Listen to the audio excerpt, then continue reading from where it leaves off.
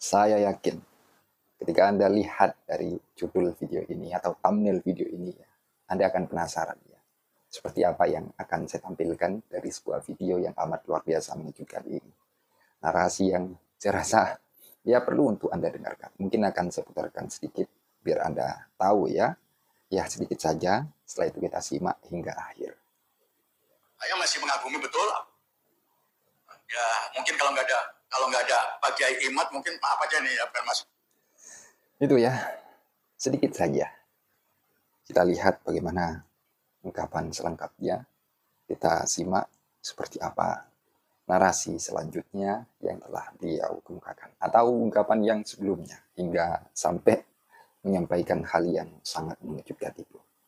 Oke, untuk saudara-saudara sekalian, untuk teman-teman sekalian, seperti biasa ya, seperti biasa. Sebelum kita mulai video ini, sebelum saya putarkan video ini, ya kita intro terlebih dahulu. Silakan.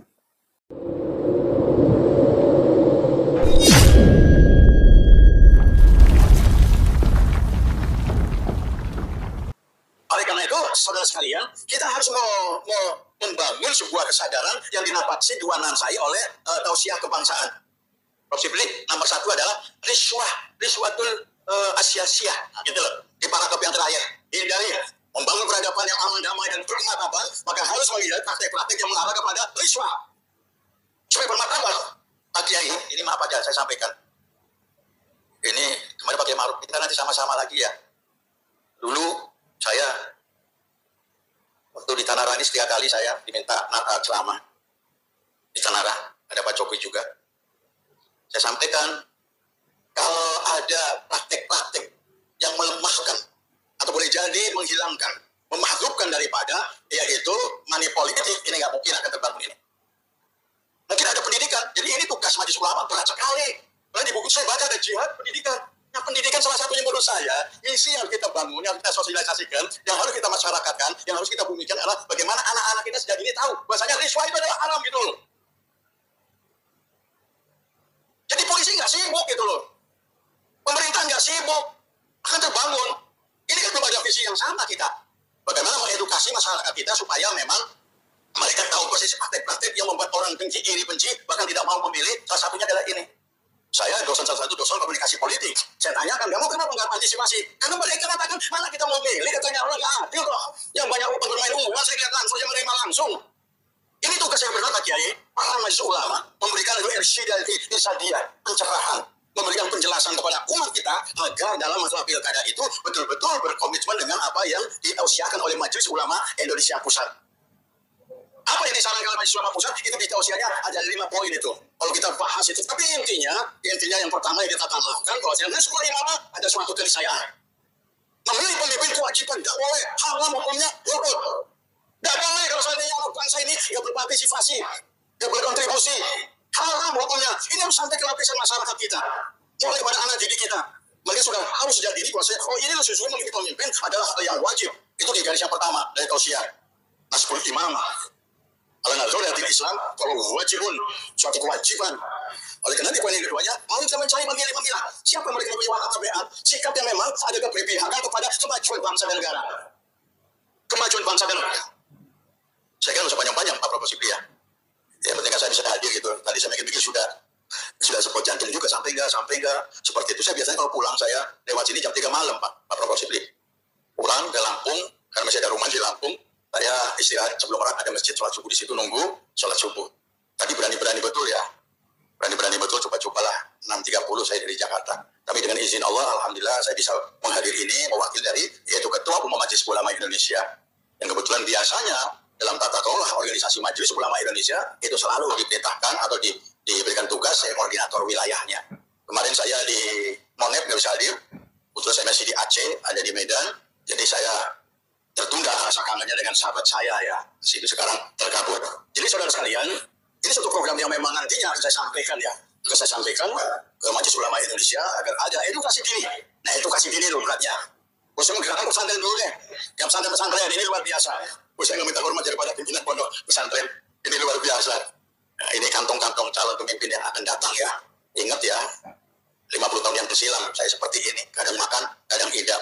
Kemudian yang keduanya yang ingin saya sampaikan dan harapan dari Majelis Ulama Indonesia sudah barang tentu adalah dalam mukintah ini sedapat mungkin, seoptimal mungkin fokus kepada masalah-masalah yang tengah dihadapi oleh anak bangsa. Itu yang realistis, program yang realistis. Gak usah terlalu ke atas, gak usah langsung melangit.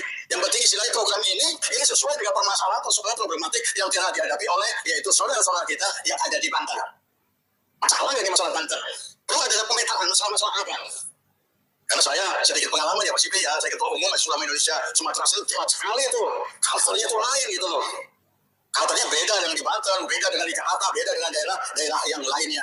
Membangun anak bangsa yang bermartabat ini perjalanan apakah mungkin ya setelah pemerintahan ini Pak Prabowo kan bisa mengarah ke sana. Untuk bisa mengarah ke sana tidaknya ada guidance-nya. Yaitu dari kita. Pak Ketua Umum, Pak Bazari, ini usahakan desain program-program yang dikira mengarah kepada membangun atau mewujudkan yaitu program-program membangun martabat anak bangsa. Secara konseptual kan belum ada Pak Profesor Sibli ya, belum ada kita. Gimana sih martabat itu formatnya gimana kira-kira? Belum ada. Menurut saya aja belum ada. Ya Pak Sekjen, Pak Sutaris itu ya Pak Endang, belum ada kita formatnya. Membangun manusia bermartabat, membangun itu anak bangsa yang bermartabat belum ada kita. Kalau membangun untuk kedamaian itu sudah biasa dilemparkan pemikiran-pemikiran seperti itu. Kemudian yang ketiganya sudah barang tentu menurut saya ada bangunan kebersamaan. Istilahnya kebersamaan adalah keukhuwahan yang hakiki, persaudaraan antara pengurus dengan pengurus. Kalau sudah soliditasnya luar biasa, saya kira ini bisa diwujudkan. Kemudian ada bangunan komunikasi dengan pihak pemerintah. Ini menurut saya wajib. Banyak kegagalan-kegagalan dari kawan-kawan MUI pusat. Ini gagal karena bangunan komunikasi action itu nggak ada. Jangan pernah kita merasa bisa mengerjakan sendiri. Jangan merasa kita bisa kerja sendiri, nggak mungkin. Karena ada pengurus sampai hari ini di Pimpinan Majelis Ulama Indonesia, provinsi di daerah Indonesia ini yang merasa dirinya cukup nggak usah bantuan dari pihak pemerintah. Nyatanya ya seperti itu, banyak masalah. Nah kita ingin ada sebuah bangunan communication antara Majelis Ulama Indonesia dengan pihak pemerintah. Kenapa? Karena memang institusi ini kan wajah. Mulai daripada yaitu para ulama, para suama. Para ulama dan para zuhama dan para cendekiawan muslim. Nah ini bagaimana menitinya membuat jalan emas yang bisa mendekatkan, saling mendekat kepada yaitu tiga komunitas ini. Ini yang perlu kita pikirkan. Mungkin program-program ini tidak terlalu banyak bukan ini, tapi cukup ini masalah yang sangat mendasar, yang sangat dibutuhkan oleh kita Majelis Ulama Indonesia yang ada di Banten. Kalau menurut saya juga ini di Banten saya kira mengembalikan peradaban yang mulia ya Pak Sibli ya. Dulu bagaimana suara Banten gitu. Yang lapas nuansanya itu penuh dengan kultur ya masyarakat yang Islamis yang agamis. Saya bertemu banyak kawan-kawan di Banten yang bisa menggali di Kudus, menggali ilmu dan sebagainya. Maaf saja, itu sama-sama dengan saya. Saya berpikir, halo Bu, jangan Banten. Saya dulu ke sini, pernah guru saya ngomong, Sodik, itu saya masih muda, Sodik, kalau mau meniti di dinding ini tanpa pegangan, itu bisa Sodik katanya. Kalau ingin apa aja, ini bisa Sodik. Saya melihat bisa kembali, bisa digali, bisa dikembangkan menjadi sebuah karakter daripada masyarakat di Banten. Saya masih mengagumi betul. Ya mungkin kalau nggak ada Pak Kiai Imad mungkin maaf aja nih ya bukan masalah nasabnya nggak kayak Imad ini siapa sih Kiai Imad? Nah itu satu orang itu loh menggelegar mengenal Banten. Coba kalau seandainya ada 10 orang seperti itu dengan permasalahan yang lainnya berbeda, saya kira ini bisa menggelegarkan, memaniskan ya luar biasanya dari provinsi Banten. Ini perlunya sebuah bangunan komunikasi. Ini sebagai mungkin ya masukan untuk kawan-kawan pimpinan ya Majelis Ulama Indonesia Provinsi Banten harus ada penguatan komunikasi action dengan yaitu seluruh instansi pemerintah dan ormas Islam karena sesungguhnya tadi sudah ditegaskan dan tepat sekali kata Ketua Umum bahwa Majelis Ulama ini bukan hanya milik sekelompok organisasi saja tidak tapi seluruh ormas Islam. Tapi kita teliti nanti kira-kira dari ormas-ormas Islam sudah terakomodir belum jadi pengurus cek coba. Dan saya kemarin ke Medan masih belum masuk juga. Kemudian ke Sulawesi Tengah, nggak masuk semuanya. Yang banyak mendominasi aja lain. Nah, ini yang perlu di program-program yang sederhana saja. Nah, kira-kira bisa kita kerjakan dan sesuai dengan kemampuan dana yang kita miliki. Dan yang paling penting adalah bagaimana kondisi real dari masyarakat Provinsi Banten. Mudah-mudahan Mukerda ini akan mampu memproduk ya program-program kerja yang sangat strategis yang dibutuhkan oleh masyarakat yang ada di Banten ini. Ini harapan kami dan insya Allah saya kira ini harapan seluruh ya warga seluruh anak bangsa Indonesia. Saya kira ini saja yang bisa saya sampaikan. Kurang lebihnya saya mohon maaf.